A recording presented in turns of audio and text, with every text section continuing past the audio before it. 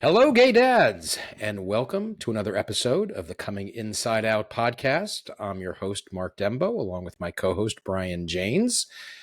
And it is a little bit of a rainy day here in New York. Brian, how are things All out by right. you on the West Coast? It's a little drizzly. We kind of went from 85-degree weather to drizzly, rainy weather, and now it's going to be 90 by the end of the week.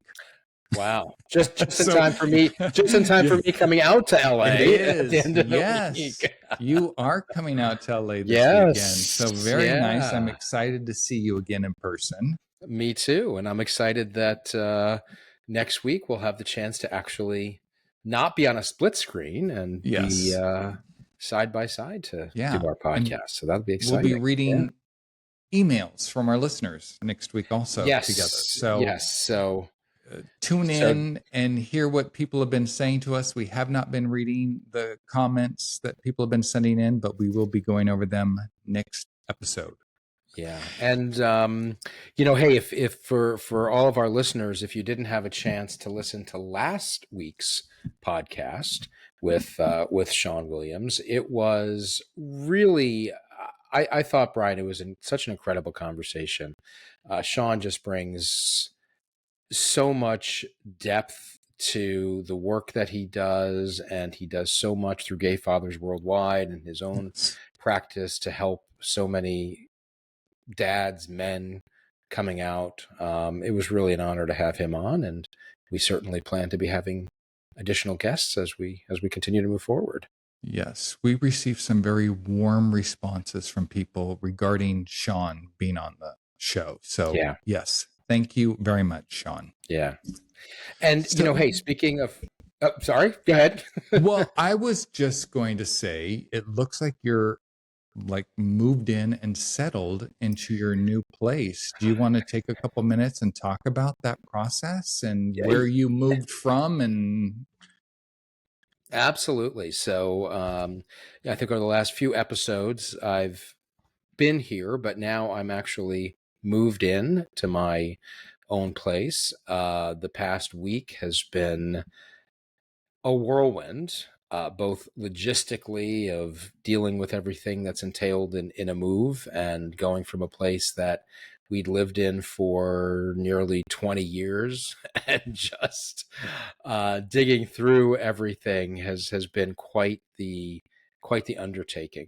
But I am really excited to be in my new place. But at the same time, it's been a difficult process because as exciting as it is to be here and for the first time to say I can now truly live my life as who I am, there's a lot of letting go of things. And it's how do you navigate what was with what you're moving towards, finding the balance between that. As I've shared, I've been very lucky in that my wife and I are still very close. It's our intent to maintain a good relationship, but suddenly when you're living separately, it starts to look different. yeah, And I recognize how hard that is for her. So it's certainly been, I'd say, a continuation, right, of the journey. It's that next step. I don't, exactly what is it, what does it look like? How do you continue to navigate that? I think part of it is you just have to take each day, and that's what I keep trying to do. But it is exciting to be here in this space and to know that this is that next step in that yes. journey. Yeah. Yeah. Well, for you, and it's different for you than for some listeners, and it's very similar for you and some listeners. But when I moved out, I did not move out of my family home because I was coming out as gay or Right. because I had come out as gay. So it's exciting because here is something that you discovered about yourself, and you took a massive step in your life to make that happen for you. Whereas some listeners, you know, they're kicked out of their home because they came out, or they divorced before they came out. It's very different for you than for some of us, but I'm very excited for you Yeah. that, you know, but you at the And same time, you're waking up alone in your home. You're not waking up next to your wife or in the house with your wife. You don't have that interaction with your family like you did. So, yeah. that is, yeah, that's certainly an adjustment. And there's things that are really hard about that, and there are things that are really exciting about it. Yes. Yes. Um, and there's an element of recognizing the possible of what Yes. can be. And I know there'll be ups and there'll be downs and there'll be good days and bad days. Um, and I think the hardest part, and I don't want to say, you know, it's like, as we say so many times, everybody's journey is unique. But I do think there are things from what I've seen, and anybody I've talked to that has gone through anything like this, whether it's in a case of a divorce, you know, kind of driving things apart, and then in, you know, your case coming out afterwards, or those who may be kicked out there, and even in my case where I've been able to keep a close relationship, there's still real challenges. There's pain, there's heartache, because you're recognizing, because of who we are, right? None of us decided one day, oh, I'm going to become gay. It's who Yes. we are. But because of how we've lived, because of how society has had us live, or we've felt we had to live, it does create pain for other people. And look, I can't speak for other people, but I tend to believe fundamentally most people are good people and do care about other people. Yes. And that's hard when you know that there are others that this whole process creates other challenges for. Yes. I agree. So I try and find, you know, how do you hold those things at the same time? How do I be really excited about what my situation is and feel that pain and that hurt at the same time, and say they both just coexist? They're both there at the Yes. same time. Yes. I agree with that. You need to embrace the change. That's part of the Yes. process. Yeah. Change is happening with or without Yeah. you. The longer you fight it, the longer the pain, if there's pain in the change, is going to take place. So you need to lean into it and find a way to embrace it. Yeah. And, you know, I wonder, to a large extent, that that pain never goes away completely. I mean, I've talked to guys that have been out for a long time. They have partners, maybe remarried, but there's still always some of that. It's kind of, you know, I'm obviously very different in the sense of when a loved one passes away and you go through a grieving process, you get past it and you continue to live your life, but there's still, right, there's always moments, there's going to be things that grip you, that get you, something that, you know, comes up. Like one of the things for me that I realized uh, week before last, when I was in our house and we knew, you know, kind of this move date was coming up, weather getting nice, springtime here in New York, and I would always enjoy, and we would enjoy sitting out on our back deck together, you know, having a cup of coffee in the morning, having a glass of wine in the evening, and realizing by next week we're not going to be doing this anymore. Yeah. Right? Little things that you miss. I don't know. Yes. Does that go away? or do those I things think I linger in think terms of what you can? I don't think you replace it. I think you just make room for new things to Yeah. happen in your Hmm. life. So Hmm. maybe it's Hmm. not you having a glass of wine with your wife on the back deck, but it's you replacing it, not replacing it, but just allowing for some form of newness Yeah. to come in Yeah. that Absolutely. fills that Yeah. space. Yeah. Yeah. Yeah. It's letting go of some things and making room for the new Yes. things, right? Yes. Yeah. Yes. Yeah. Yeah. And how about yourself? How are you? I shared a couple episodes ago. I was very authentic in the fact that I'm going through some struggles right now, and just how painful this process has been for me, because I felt like, I had said before, I thrived in so many aspects of my life for so long, and then, but the ones that were truly important to me, my sexuality, my authenticity, I wasn't thriving in those for so long. So once I started thriving in what was very meaningful to me, I started having struggles in other parts of my life, my career, because what I had been doing for a living no longer felt like Yeah. it was something I wanted to do. So I've experienced financial struggles over the last couple of years. There are times when I wonder, how much do we really want to share on this show? Because once you share it, it's out there. But in Yeah.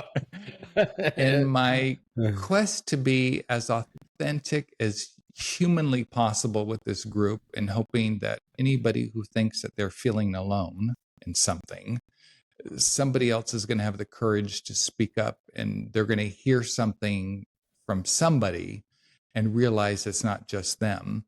I am 56 years old this year, and for the first time in my adult life, I had to borrow money from my family this year. And that was such a humbling experience for me, because I've always thrived financially, and to be in a place where I had to borrow money from somebody was Yeah. just, it really, I guess I could have, well, what I did with it was I became depressed over it. And then I read a quote that said, every crisis is an opportunity to learn and grow, to act upon a higher plane of understanding.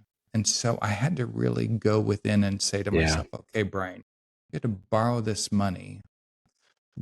Are you going to live in the crisis, or are you going to find a way to Hmm. learn from this crisis? Yeah. And it's been hard for me. It's been very humbling for me, but I've been learning from what I consider this financial crisis that I'm going through. And I shared something on social media a couple of weeks ago, and I got several people reached out to me with a response. So I thought I would read it, so if anybody didn't see it on one of our little clips, they could hear it. There's a video that also goes with it, but it says, one of the hardest things about healing is that the version of yourself that you became in order to get through the war that you were presented with is also somebody that you have to let go of. See, the version of yourself that you had to be in order to survive is not the version of yourself that you can be now to continue. You have to leave that version of yourself behind. So it is a double edged sword. You have created somebody to get through it, but once you are over the hill, you cannot take that person with you. That person was for the war. Hmm. Ah, having to let go of who I was in Hmm. order to become this new version of Brian has just been pulling me apart at the fiber. Yeah. I have no other way to describe it. I feel like I'm just being torn apart, because I have been holding on to my past, Yeah. because I had joy in my past. And I don't, as much as I try and vision, and I have great people in my life, I have a lot of struggle going on. So it's like letting go of who I was is so scary for me because I don't know what's ahead of me. I don't Yeah. know, what's coming. And there's something, it's what does it say? Anything that happened before this moment is history. So it's like that was the past. I can't base my life based on something that happened 10 minutes ago, 2 years ago, 5 years ago. It's like what just happened is history. So what is my future? And Hmm. I'm really, I'm like digging in deep to try and figure out what that is for me. I think that is such a profound passage that you just read, and it it applies to all of us, Yes. right? That version of ourselves that got us through when we were hiding, right? Brene Brown talks a lot about the Um, armor that we put on, right? It's like it's the armor. You're fighting this war, and then you need to take that armor off. But here's the hard part, I think. You can you can say, okay, that version of myself I have to leave behind, or at least parts of it behind. yes. But it's not always so easy to know with, well, what do I replace that with now?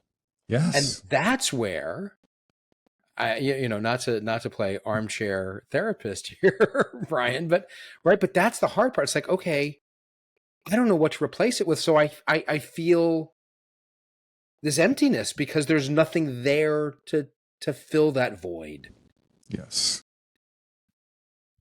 And I've tried to fill it, and after my coming out, it's like, okay, I'm gonna cycle. So I bought a bike and I joined a cycling club and I'm cycling. Yeah, Oh, now I'm gonna paddleboard and I get a paddleboard and I'm paddleboarding. And oh, it's like I have all these hobbies that I've adopted, yeah, but there wasn't passion behind them. They were just things that I was looking to fill these voids in right. my life with. Well, so you were filling it with those kinds of things, looking for something. A lot of gay men that come out later in life look to fill that void with lots of sex, lots of hookups. Yes, yes, Um, I can't say that I haven't, you know, yes, had my share. But because as you're looking to say, wait a minute, what's going to take, what's going to fill this? And a couple episodes ago, we were talking about the book, The Velvet Rage. yes, And that's one of the big things that he talks about in the book is this tendency. And there's some criticism that he overgeneralizes, almost kind of like plays into a gay stereotype. So I'll grant that, but where there can be this tendency to almost overcompensate, right? Because you're looking for that affirmation, something to say, this is who I am, and I need something to fill a void that was there. I don't know. It's not necessarily an easy solution, other than saying sometimes you just have to be in it. yes. Oh, I have been in it. I read something, I think it's called The Dark Night of the Soul. And it's like you just have Mm-hmm. to get through the dark night of the soul. It's like you get through the coldest day of winter and it can only Yeah, get warmer from there. You get through the yeah, darkest moment of the night and it can only get brighter from there. It's like I feel like I've been in that and living that. And I thought, okay, this is a 6 month process. Okay, 6 months was a year. A year was 18 months. And now it's like I am 5.5 years into this journey and I just don't see the other side of it. And I don't understand why. I feel like I'm a good person. I feel like I've put a lot of work into making myself a better person. Um, I don't know. So here I sit today with a smile on my face and just positivity in my heart that this is all going to work out. But I think, because I've received so many messages from people that have listened to the show that it's like, oh, they are feeling this Yeah. also. Yeah. And I think when you take what's happening in the United States, bring that into the equation, and then what's happening in the world, and you bring that into the equation, it's like, oh, people are feeling it on a lot of levels. It just Hmm. doesn't have to be a gay person feeling it. I think the Right. world is feeling this right Oh, now. absolutely, absolutely. And then I think the what so many of us are going through in our lives in dealing with and understanding and embracing our own sexuality adds yet another layer to it, right? Yes. Because now it's external things going on in the world that can cause enough anxiety combined with the internal figuring out of who am I and what does this Yes. mean and how do I move forward and live my life as who I am. So it Yes. just compounds it. Absolutely. I agree. Well, so that concludes how I'm feeling or how I'm doing this week. So I thought if you're Brian, we ready got to to go move, when I come to LA. We got to get out and have some fun. I think that's yes, yes, I agree. much needed for you. Yes. Yes.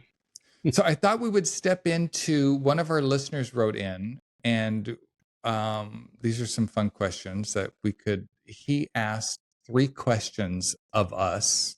I think the person that wrote in is 25 years old. He's on the East Coast. And the first question he asked to Mark and Brian: what was your first Pride event, and how did it feel to be surrounded by other queer people?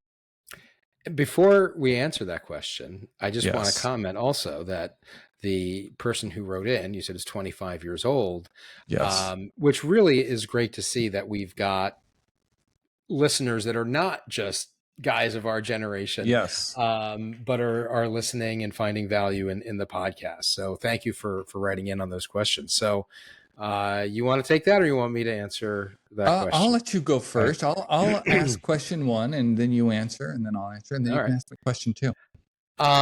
So my first Pride event was last year. Prior to that, I had not been to a Pride event. I wanted to go to New York City Pride last year, but just conflicts prevented me from going, had other obligations. So my first event was in Westchester County, where I live in White Plains, New York, which is where I'm now residing. And it's the center county seat, and they have a fairly nice. They've got a big Pride celebration, and that was my very first Pride event. I went with a couple of friends of mine who invited me to come with them, and I'll tell you, it was really, first of all, it felt tremendous to be. It was the first time that I went to an event like that, being openly out. Mm-hmm. And what was interesting for me at that event, I've been pretty involved in local democratic politics uh, for a number of years. And this event, started off with a ceremony. Our congressperson was present, our county executive was present, several political figures. I know all these people like very well. All right. And here I was, not there representing in my political capacity, but as a gay person, queer person, attending the event. And a Yes. lot of these people did not, I wasn't, completely, totally out at that point. There were a number of people that I did run into there that I pulled aside and I said, hey, I want to let you know why I'm here. I'm here not only as an ally, I'm here because I've just recently come out. Um, it was great. I mean, it was just so wonderful to be able to be out and to celebrate and to be with other queer people. It was a pretty special day. Yeah. Very nice. Yeah. How about for you? I don't remember if it was West Hollywood or I think my first like Pride event was last year, Palm Springs Pride. Gay Fathers of Los Angeles, we marched in that Pride parade. So we were down in Palm Springs for the weekend. Several gay dads in the LA group and the Palm Springs group were down there. It was an amazing event because it was, Palm Springs is a mecca for the gay community. And there were just vendors and events and just things happening. And it just felt so good to feel a part of something, to feel Yeah. a part of a movement, to feel part of something that, I don't know, but so many people were passionate about. So that was my first Pride event, and I enjoyed it. And we did it for the whole weekend: Friday, Saturday, Sunday. That's great. And, So having this discussion as we are sitting here now in early May, Pride Month will be upon us before we know. I think it'll be interesting this year to see how well will Pride events have a different feel, a different flavor, right? I mean, if you go back to yes, the roots of Pride, it really started out. It was a protest after the Stonewall riots, and was really protest events. And just from a lot of what I've been reading, this year Pride, people are saying, you know what, we've got to get back to that. So yes, I think it'll it's be gonna have interesting. Yeah, a lot of political. yeah, Um, it's going to be more of a political yeah, movement at the yeah. same time. Yeah, and I'm wondering, and I'm curious. Love to know what others think. Right? Are people going to stay away? Are people going to come out more because of that? I'd love to see a lot of Pride events. I think an opportunity for it to be both. Right? You can get out there and say we need to stand up for LGBTQ plus rights now more than ever, and at the same time be able to celebrate and have fun, right? Those two things can coexist Yes, at the same time. I agree. Yeah. It'll also be interesting as I've seen a lot of the big corporate sponsors have been pulling back from a lot of I Pride know. events. Yes, which is too Yeah. bad. Yeah. I Yeah. saw in uh, St. Louis, Missouri, Anheuser-Busch, for the first time in I'm not sure how many years, is pulling back from being a big sponsor of Pride there, which is not to call them out by name, but kind Yeah. of unfortunate to see these sponsors feeling that pressure. On the other hand, a lot of people could be saying, well, it's become too much of a commercialization of Pride, so maybe it's not a bad thing. Bring it back to its roots. All right, I could see that, but I think companies can support both sides. I think in this day Yeah, and age, it's like you can only support this political yeah, party or this political party. You can't support both, and I don't know why there's not room for supporting both. Right? absolutely. So anyway, not to go down that Yes. rabbit hole. Yes. So our next question here from our listener: what's something that surprised you about gay culture after coming out and being more involved in the community? Oh, I'm probably going to get some heat for this one. I found it to be well, and this I'm tripping over my words. I was going to say broken, and I don't want to use the word broken. Um, I've my experience with this community is it is weeping for healing. I'll put it that way. There's a lot of sadness. There's a lot of I don't know. I think it's a newer community because how long have we openly been allowed to be out and proud and gay and vocal? So I found it to be a wounded culture, if that makes sense. Well, wounded meaning emotionally. Yes. Mm-hmm. Because these are people that have grown up with rejection. These are people that have Mm-hmm. been ridiculed. These are people that have been bullied and Yeah. teased and Yeah. looked over. Um, and for myself and for you, we were both married to therapists. I spent a lot of time in therapy. Even Mm-hmm. during my marriage, I spent a lot of time in Yeah. therapy just Yeah. for a healthy, healed Sure. relationship. Yeah. So when I came into this community, I feel like I had a step up on some of the people in the community, because they haven't all, not that people in life all go to therapy, but I don't know. It just I thought it was going to be more thriving, and I'll leave it at that because Yeah. Yeah, no, I think I think there's validity there because I think I mean, look, if you look at the incidence of suicide, if you look at the incidence yes, of drug abuse, alcohol abuse within the LGBTQ plus community, it's, and I don't know the exact statistics, so I don't want to cite something and be wrong, but it is significantly higher than in the general yes, population, right? yes, Because I think even if for people that do come out earlier in life, even, and we've talked about this before, while yes, it's easier for kids today, if you will, right, to come out earlier, it's still hard. And you're still yes, constantly, because you are still not doing something that's the norm of society. So I think that's certainly understandable that it is there. But I mean, I think I've also found, while I don't disagree with what you're saying, um, and there's a lot of criticism of the gay community of being, exclusive, exclusionary. I've also found in many ways it to be very welcoming. Um, but I think what when I was thinking about that question, what kind of stands out for me is that we tend to use this monolithic term, the gay community. What is the gay yeah, community?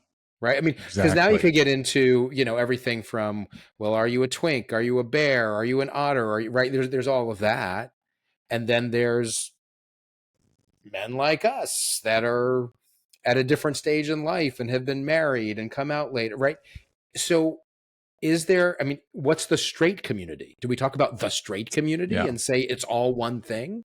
yes, So I don't know if I would say it surprised me, but when you kind of think about the gay community, what I've come to really see is it's as multifaceted as every individual in the world, one hundred and and percent. and I You think can't generalize it. I no, agree with exactly, that. you can't generalize it. So I think it's about so I think kind of in terms of the second part of the question, being more involved in the community, it's um, being able to find that niche, right? Find your tribe within that community and where you can make those connections. Um, I guess in many ways that's like anything in life, right? Finding the areas that work for you. Yes. Um, yeah, yeah. All right.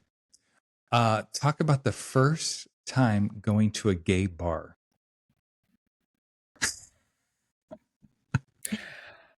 You know, it's interesting. Um,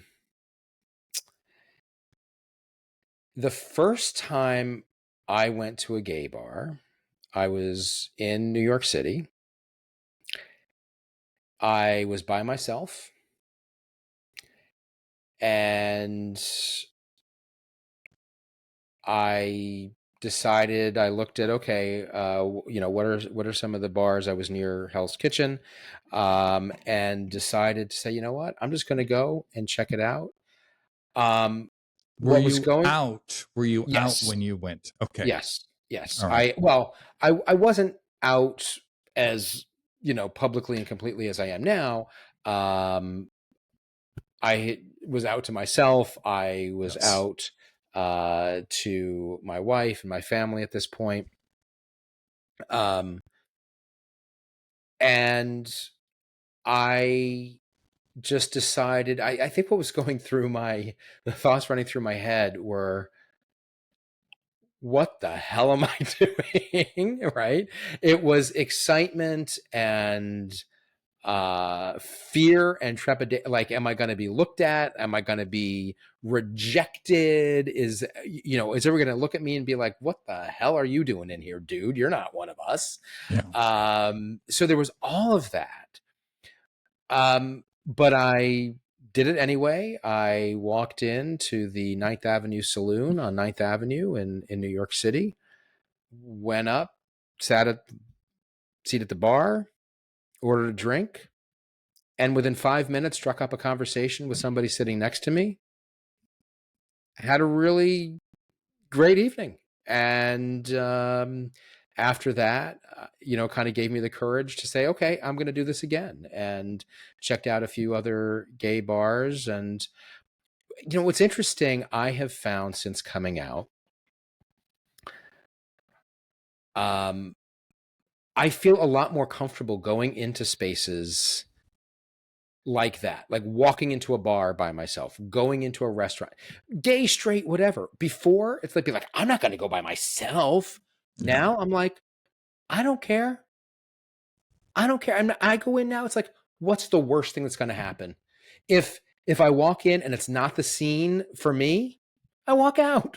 Yes. And I've done that sometimes. I've walked into some bars, a gay bar, and it's like, okay, talk. It's like, okay, this is not my scene. This is not. I'm not comfortable here. You'll leave. Yeah. Because you feel Yeah. more comfortable in your skin. That's right? exactly right. That is Yes. 100% right. Yeah. Yeah. How Mm. about for you?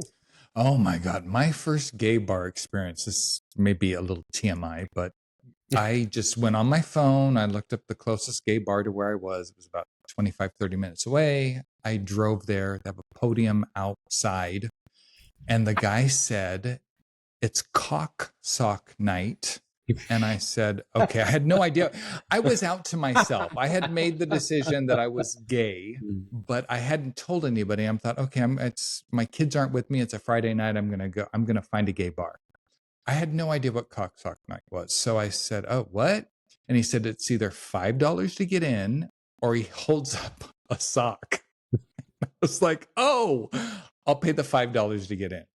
So I pay the $5 to get in, and then you go past this like black rubber entrance, and I walk inside this bar, and there's the bar in front of me, and there's about 6 big screen TVs above the bar, and they're all playing the most X-rated porn you've ever seen. It's not porn that you like watch for free on your computer. This is like hardcore porn. And I was like, what the fuck is going on? This is a gay bar. I was like, holy shit. And then on top of that, once my eyes leave the TV screens and they make their way down to where the people are, half the people are walking around butt naked with a sock on their junk. What do you think cocksock night is? I had no idea. And I was like, oh my God, this is what I'm subscribing to. This is where's the back room where those socks come off? So I did not know. I later found out, this is like a couple of years later, because I had come out right when COVID was happening. So this bar actually closed down due to COVID right after I had been there. But yeah, my first experience at a gay bar was like shock value. You went, Brian, you went like right for the, Who knew? Yeah, I could have gone to West Hollywood and where there's a boulevard of bars and seen a bunch of people, but this was, but you went right for the hard, but right for the hardcore, no pun intended there. But that's, we talk about the gay community, right? It's like a gay bar. Well, they run the gamut from bars like that, where I'm sure they probably had a dark room where there was a lot of stuff going on. Yeah. To bars where it's a bar that gay people go. Yes, that you don't have to go through a rubber entrance. No, exactly. To get to, and put a sock on your cock. Yeah, exactly. Yes. So that was my first experience. I've had much better experiences since then. You go down to West Hollywood, there's bars and restaurants all along the boulevard where, you could see all the way to the back from the street. So these are, G-rated bars. But my first experience at a gay bar happened to be at a very X-rated bar. Yeah. Oh my! And where's this place? I want to go check it out when I'm in LA. Okay, it's in Burbank, California. Okay, all right. It's called the Bullet. It's called the Bullet. All right. Well, when you come to New York, or if you're ever in New York, you'll have to check out the Cock, which is very much X-rated gay bar. Very much. Okay. Along the lines of yes, what you're yes. Had I known, I would have searched up a different type of gay Yeah. bar, but that was my first experience. There you go. Well, hey. Yes. So I thought we would go into some questions that you had put together. And the first question is one word to describe fatherhood. What is your one word, Mark? I know I posed that question, and now I'm trying to come up with one word. Fulfilling. All right. I chose the word gift Okay. because being a father has the opportunity for it to be a gift. Yeah. When I was in my marriage and, I forgot my backpack at home, I forgot my cleats, I forgot this, I forgot that, being a father sometimes was a lot to deal with. And after my marriage and my divorce and living on my own with my kids, in my reflection, it's like, oh, having my children is a gift. It's It is. something I discovered after. Absolutely. Yeah. Yeah. So, And I'll echo that. The other word actually that I would have used, or that kind of came to mind as well, is challenging. yeah, And again, kind of along the lines of like these two things can coexist. It can be one of the most challenging things and one of the most fulfilling and a gift. yes. But really kind of recognizing that. So just a little uh, anecdote here. Here I am in my new place. Last night, for the first time since I've been here, had the family over, including my wife, for dinner. Mm, And it just it felt like a gift to all be yes. together, and also recognizing that, hey, you know what, no matter what, through this all, we're still a family. Now, I know I'm sharing my experience. I know that is not always true for 100%. everybody, and I want to put that out there. So Yes. I know that's not always the case. Yes. um I loved being a dad my entire time of yeah. being a dad, but I didn't see the gift side of it. Yeah, it can be easy to Really. lose that in the day I to day. Yeah. Yeah, I had appreciation for it, but the gift of it I Yeah. didn't see until after Yeah. my Yeah. divorce. Yeah. All right. A song that captures your coming out journey. Oof. A song that I actually had to research this one. So a song, and I have reason for it. A song that captures my coming out journey is a song by a group called Camino, and it's Better Than Me. I don't know Hmm. if you're familiar with that song or not, No. No. Check that but out. part of the lyrics of it is it's you've been so hard, you've been so in the way, you've been so hard to replace, and trust me, it's been difficult. I have my own pain, I know my old ways.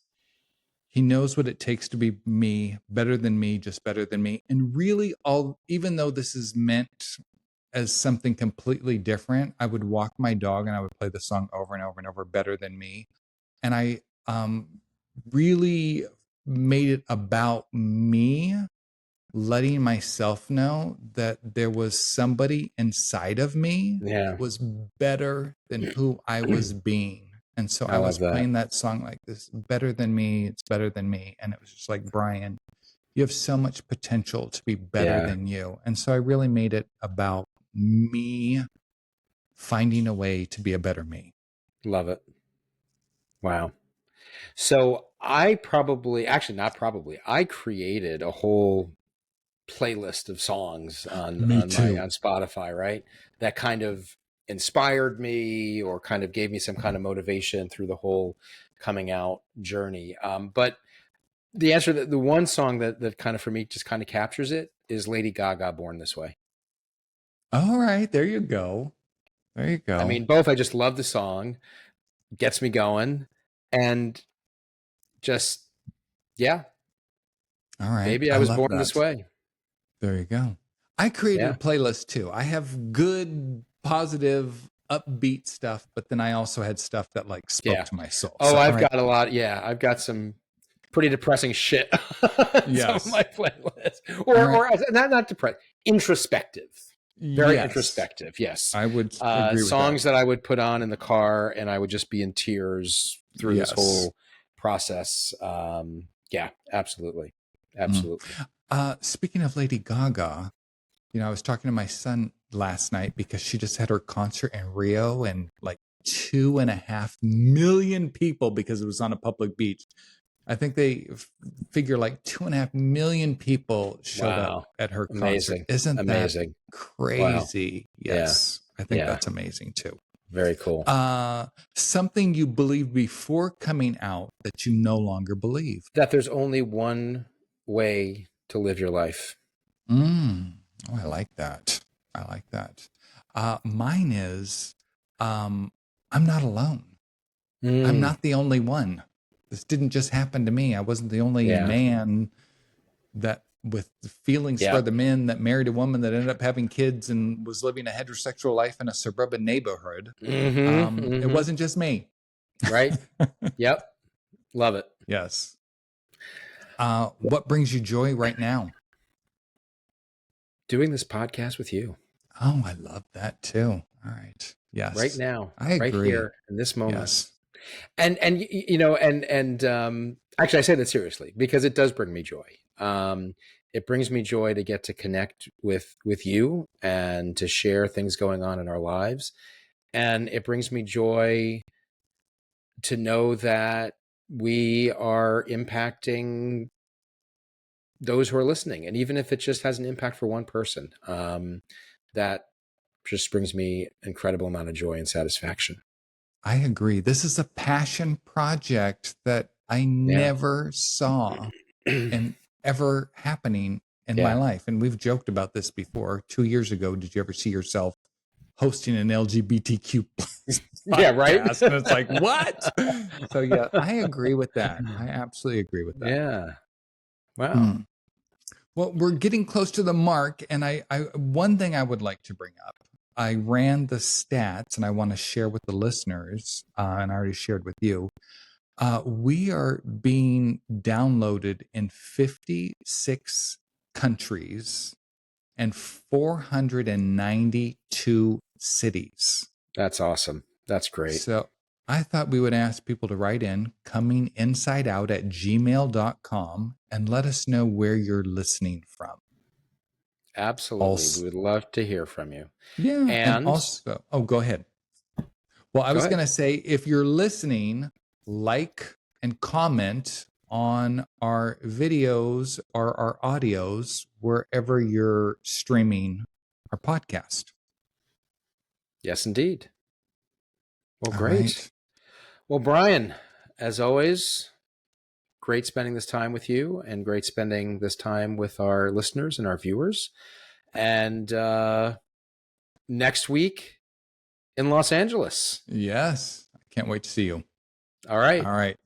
Take care. See you next week. Okay. You too. Bye.